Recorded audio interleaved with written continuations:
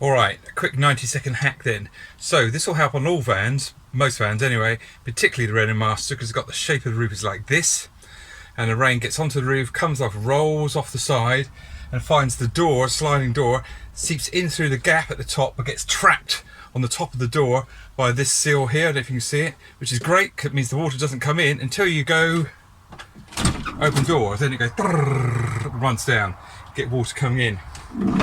I've removed my panel at the moment because I'm replacing it because it got stained up by water.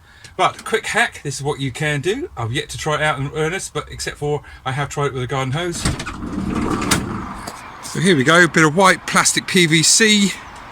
Buy it from B&Q. I painted mine silver because my van's silver. So the water runs off, comes in the channel, runs along the channel, falls away, clear the door. Screwed on up into the van with a bead of silicone so it can't leak, and as a belt and braces, bit of draft excluder there going on the top of, so if any water does get in, it gets trapped in there, runs down, clear of not coming in the door. I've tried it with a hose. Yeah, let's try the real thing. There you go, 90-second hack.